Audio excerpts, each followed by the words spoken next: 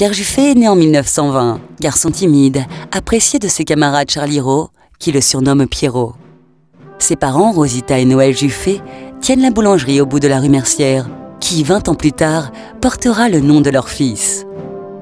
En 1939, la guerre est déclarée à la France et ses alliés. Pierre Juffé s'engage dans l'armée et sera fait prisonnier en Allemagne. Il arrive à s'évader et revient à Charlie en avril 1942, épuisé. Son père décédé en 1940, sa famille endettée, il rejoint, un mois plus tard, l'armée d'Afrique du Nord.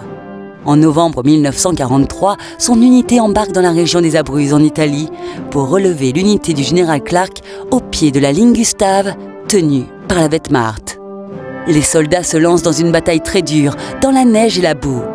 L'unité de Pierrot avance et s'ouvre la voie du Mont Cassin et de Rome.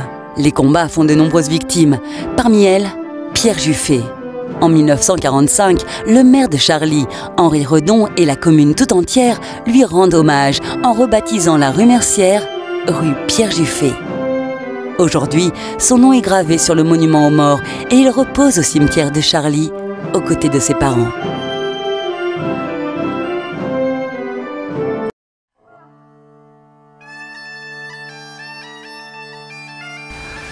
La rue Pierre Juffé, anciennement rue Mercière, abrite bien des trésors comme la Thibaude, maison vigneronne du nom des anciens propriétaires, les Thibaudiers. Quasi inchangée depuis le XVIe siècle, elle est un témoignage de l'essor de la vigne sur Charlie à la Renaissance. Cette demeure répond aux canons architecturaux de l'époque, avec une cour intérieure et 3 côtés.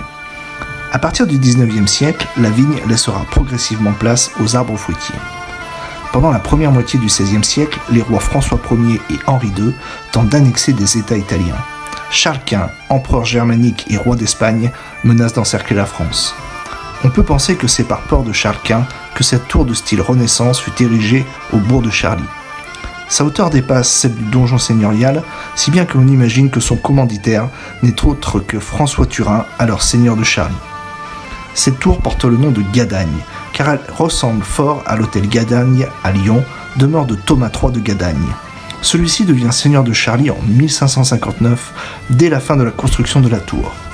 Une autre de ces tours est érigée au Flachère, sur les conseils du roi Henri II, aux habitants du pays lyonnais.